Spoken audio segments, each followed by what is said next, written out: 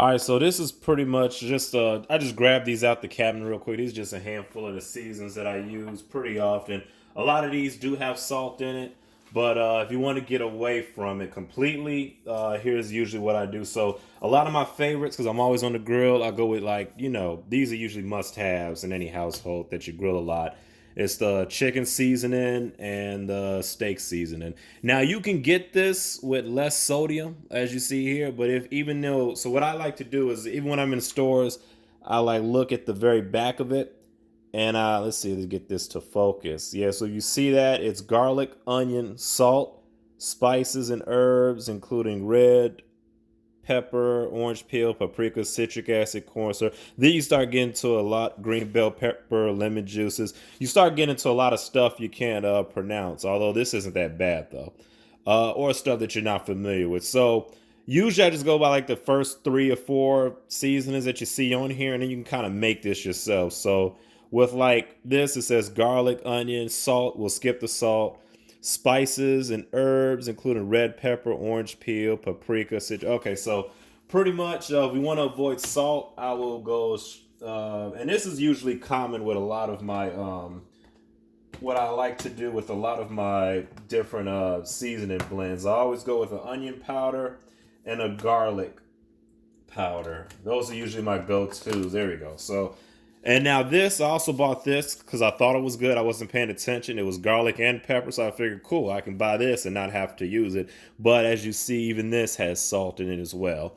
So I try to get just basic garlic powder or onion powder where there's really no ingredients in there, so I hope it's just straight garlic powder. Now there might be some salt added in there in the factory, but as far as I can tell, I can't see any in here, so I don't see it listed. So we'll trust that at least. So usually, what I do for my onion powder, I'll just just sprinkle a little bit in here, and I'm not gonna recreate every seasoning, but this is just pretty much what I do, and then I'll just add a little bit of garlic powder.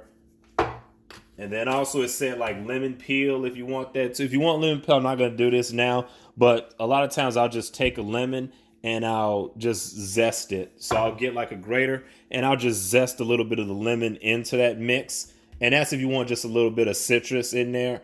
Also, you guys see me use this peppercorn grinder quite a lot in a lot of my videos.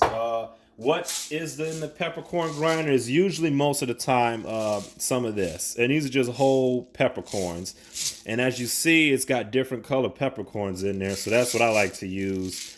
And it adds a lot of flavor. And as you see, the ingredients on here is just black peppercorns, white peppercorns, pink peppercorns, green peppercorns, then some other nut allergies info and all that. So in this seasoning here, and then also it's got some it said herbs. So when they say herbs, I'm assuming some greenery. So usually for greenery, I'll add like maybe some basil in there.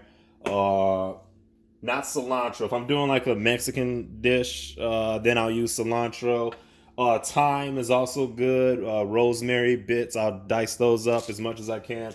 I don't have any today, but that's what I'll do if it needs to come down to that. Yeah, so that's pretty much how I would recreate that dish. And in here, I usually add just any spices that I do mix and I don't use. I just dump it in here. And so this is kind of like my allspice. I use this mostly for fish, or sometimes I use this for chicken too. It's just kind of like everything in one. And I know it's not salty or it's not too much salt in here, so it's pretty much like a allspice powder. And I like this allspice powder over what a lot of people would use this Sazon. Now I've used this before too, and it actually is pretty good. But in here, it's got dehydrated vegetables, garlic and onion, salt, monosodium glucose spice, and then yeah, once it gets to those big words that you can't pronounce, I don't use them. Can I focus? How does this focus? Maybe is my hand too shaky?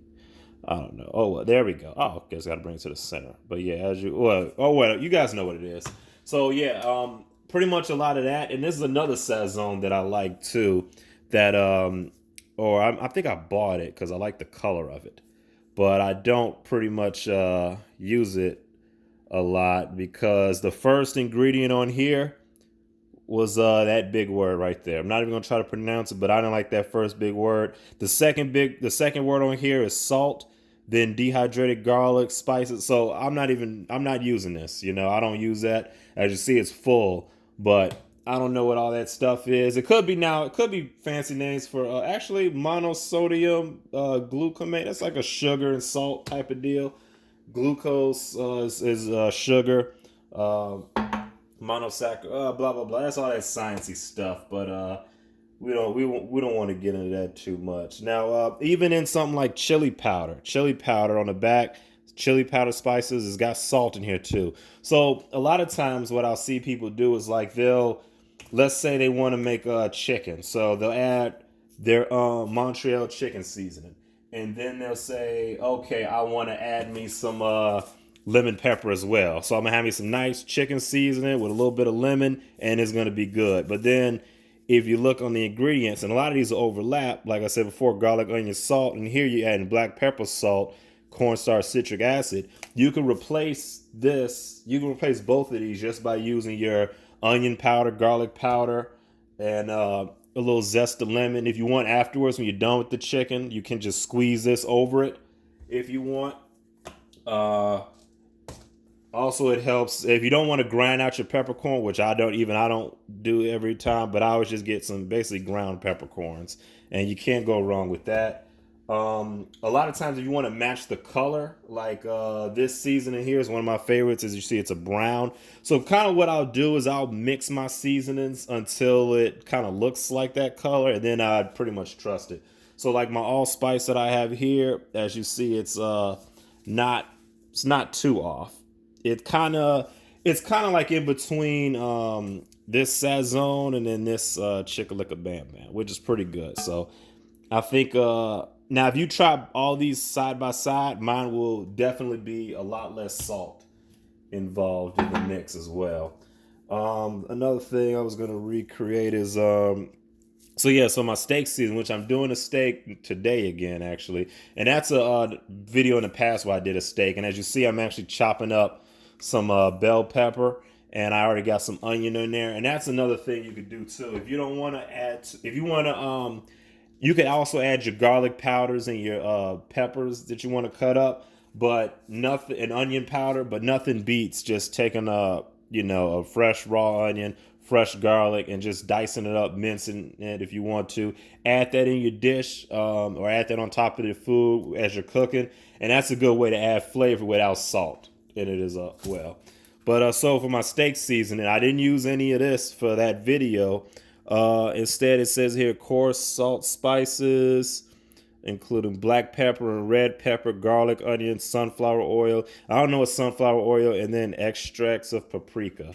So to recreate that, I pretty much, what I do is I use a lot of this. So I take this and I grind it up.